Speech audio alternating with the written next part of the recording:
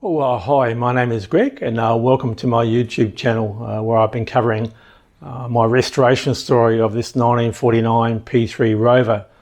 I began this series by producing some videos which covered distinct parts of the restoration process, and more recently I've produced a few videos that cover some drives in the car now that the restoration is complete. For this video, which I'll call Chapter 22, I'm going to go back more to the original format and cover a distinct part of the restoration process. And as you may gather from the title of the video, I'll cover the fitting of a radio to this car. So let's get on and have a look at how I went about doing that. Now this is a bit of a sad looking photo, but it's the dash as it was when I bought the car. You can see it's in pretty poor shape. There's wood right in one corner. I circled the blanking plate there in the middle. So on cars that didn't have a radio fitted in the factory, your Rover would have fitted these blanking plates, which is really just a timber plate to cover up the hole. Now this is the original dash taken out of the car. I took it out because I ended up replacing it and cutting a whole new one because this original was in such poor shape. But you can see, if you look at the slot where the radio goes, somebody's had to go at hacking away at a bit there to, I guess, to fit a radio at some point, albeit not an original radio. This is the replacement dash before I stained it, but as you can see it's got a much neater hole cut out there. So this is the dash after staining, but before refinishing with polyurethane. I had all sorts of fun getting that colour match right, but I'm pretty happy with the end result. And lastly, the dash minus radio ready to refit. This is a photo of the radio that I bought for my car. Now my overall aim with this restoration project has been originality. So I did some research. Yes, I did my own research. And back in 1948-49, you could get a factory fitted radio by Rover. And if you did that, they would have fitted a Radiomobile Model 100. Now, from what I can gather, these radios are very high quality radios and generally would only be fitted to quite posh English cars. It was a bit of a challenge finding a Radiomobile Model 100 in good condition, but eventually I found one for sale on eBay. Unfortunate for me, it was in Scotland, but I bought it anyway. I can't remember what the freight costs were, but not cheap because these radios weigh in at about 7.7 kilograms. Now I've taken this photo from my Radio Museum website because it shows the lovely little plaque that's fitted to the side of these radios, which identifies that they were produced by Radiomobile Limited, Cricklewood Works, London. Did a bit of research on this as well, and the company was formed in 1945 when EMI formed jointly with Smith's Motor Accessories to form a company called S. Smith & Sons Radiomobile Limited to market radios. Now EMI are best known as a record label, but they're linked to a company called HMV, which stands for His Master's Voice, who made a range of gramophones and radios. And speaking of their radios, I collect old valve radios, and here's an example of a HMV radio. But the reason I'm showing it is just to show this gorgeous emblem that they used of the little dog listening to his master's voice. I found this via Google search. It's just a tin advertising sign, but yeah, beautiful logo. Now back to Smith's Auto Instruments. Now Smith's, I think, are best known for their auto instruments like speedos, temperature and oil pressure gauges and the like, and also for their electric clocks, not just auto electric clocks, but clocks that people would have had on their walls at home. It's probably worth noting that the auto instruments on a P3 Rover, which come under the British Jaeger brand name, I think that's how you say it, it's a company that was acquired by Smiths in the late 1920s. So I'm reasonably confident that the instruments on my P3 Rover and the radio that I bought, they very probably came out of the same factory, albeit different parts of the same factory, I would say. Now this is a photo of the Radiomobile Model 100 fitted to my car. It does have that HMV logo, although I unfortunately can't see it very well in this photo. Now this is a photo I've taken from the manual that came with my radio, and I've circled some elongated holes there. Now I had to design a bracket that would mount to those holes and mount to some pre-existing holes on my car, which I'll show you shortly. You can't really see the holes I'm referring to in this photo, but I've included this shot just because it shows the general state of things prior to restoration. Now, looking inside the passenger side glove box now, and hopefully you can see a couple of bolt heads there. Now the holes for that were already there, so what I had to do was design a bracket that used those holes and the holes on the radio chassis, which I've shown you before, but I'm showing you again now. So here are the finished brackets, which are pretty straightforward, I guess. I just used a piece of angle iron, cut it to the length required, and then had to figure out where to put the slotted holes. That did take a bit of fiddling around though. Most of the work to get the holes in the right place and the right size I did on my milling machine, so I'll cover that now. Well, the first step in the process was to get the radio in situ, so to speak. So I used a lot of magazines. I'm pretty sure I used some automotive magazines and maybe some gardening ones as well. I can't remember now.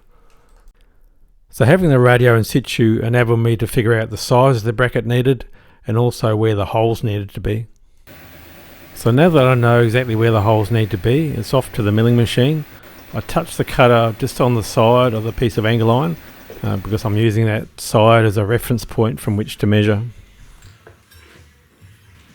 Now I've already worked out where I want the holes in relation to the edge of the bracket and where I want the holes also in relation to the two ends of the bracket. And then what I can do is I can use the digital readout on my milling machine here to get those holes exactly where I want them.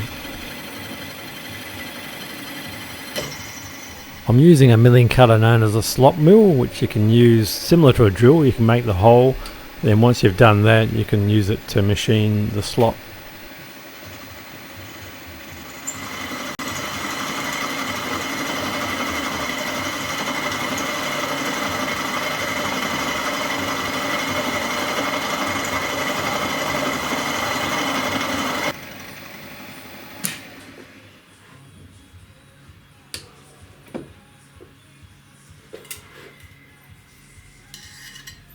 Now I can wind the table of the exact amount I need to get the hole spacing right using my digital readout. I do a sort of plunge cut with the slot mill, and then I lock the quill on my milling machine, and then you can machine the slot, and then I compare it to my first one to make sure they look the same, and they do.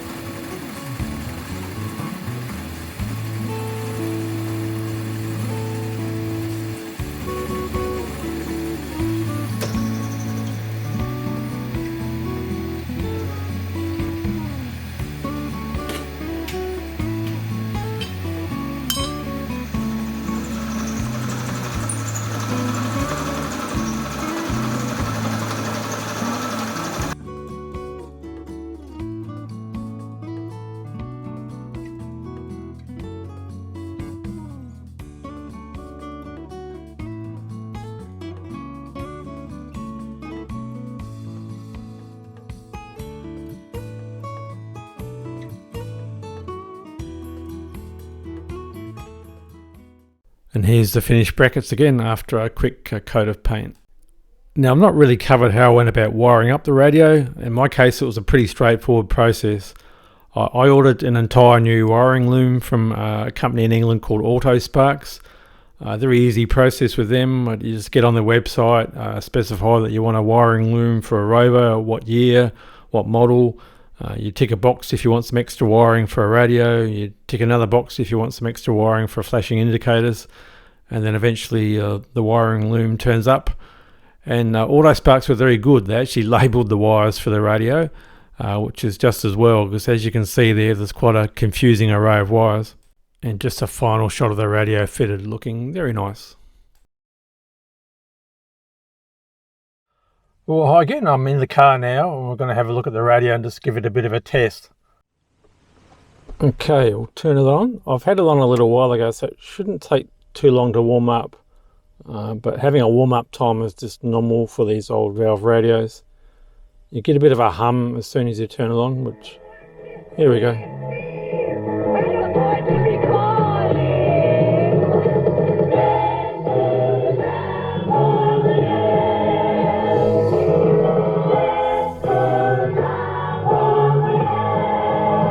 It's just a jump to the left. Keep your hands on your hips.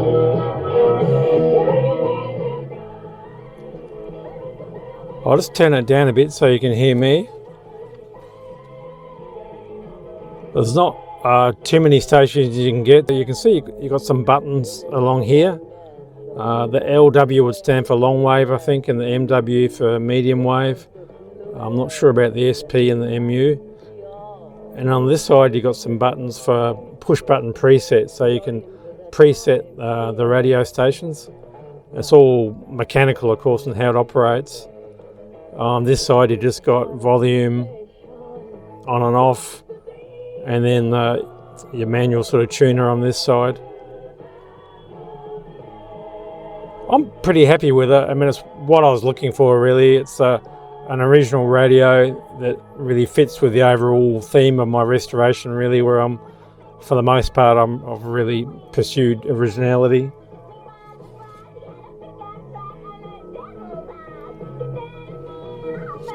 I won't leave it on for too long because this radio does draw quite a bit of power.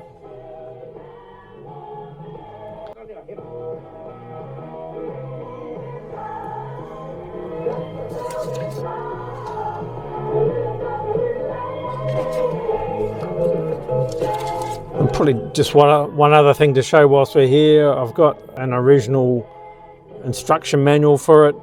Not that it's overly complicated in terms of how you use it, or setting the push button presets is a little complicated, but apart from that, it's pretty simple.